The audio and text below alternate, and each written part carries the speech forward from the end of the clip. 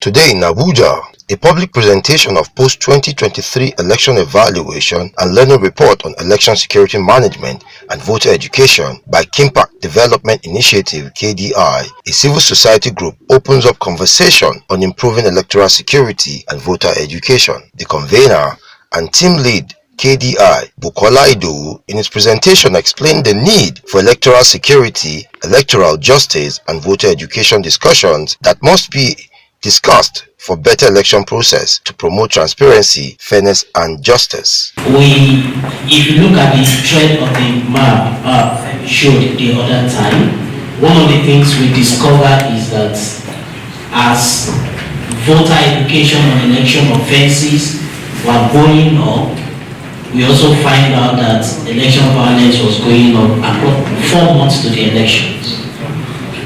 So what is the issue? Is it that the people are not aware?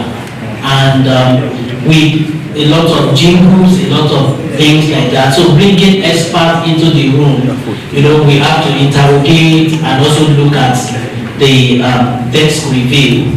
One key thing we discover is that the awareness doesn't stop the offense. It doesn't. One thing we discover that are likely going to stop it is when people are actually punished. For the mere fact that they are aware that vote buying is not okay, violence is not good, we still recorded that. And with that data, surprisingly, a lot of people did not know, because most times we compare election day with the previous electoral cycle.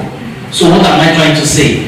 People compare, February 27 was better, peaceful, compared to 2019 election. How? Because the data for 2019 election was both pre-election day and post-election. So when you now compare that, most people did not die on that election, and you say that was peaceful, I think that was a bit of not an accurate comparison. But with what we have seen, we compare it on 3 forms. Fatality, we have more people that died in this election compared to 2019. We have more incidents in more local governments compared to 2019, and then we have more incidents compared to, in fact, in total 586, and that was a combination of the data gathered by KDI Monitor and then the open source data we got from ACLED. The panel, moderated by Jaye Gaskia, a public commentator, is of the opinion that of concerns are the following based on the data reviewed. 1. Very little civil and voter education can do much to stop election violence if impunity is curbed to punish electoral offenders.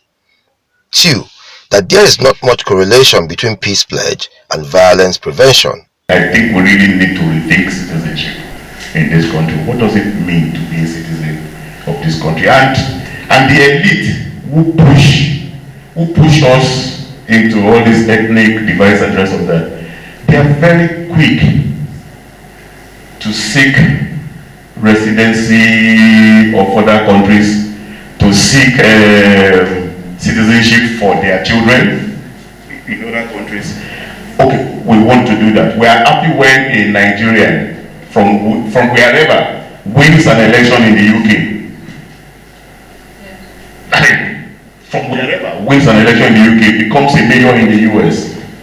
But right here, a Nigerian cannot run for an election outside of his so-called or our so-called home base.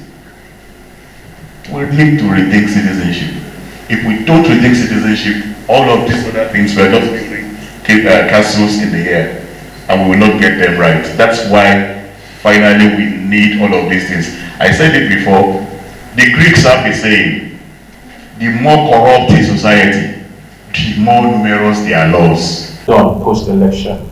Prior to date, we have seen a number and a series of events that they've held just to disseminate their findings, and we're pleased with what we've seen. As you know, democracy is at the heart of Nigerians' development, and CSOs like KDI play an important and critical role in not just setting agenda, but also making the government accountable And we're encouraged by the work that you've done with other stakeholders, including the security agencies, INEC, to engage collectively in reviewing the elections that we've just had. We also appreciate the honest and proactive manner in which partners have engaged with this process. Mohammed Jinadu, Voicetv Nigeria.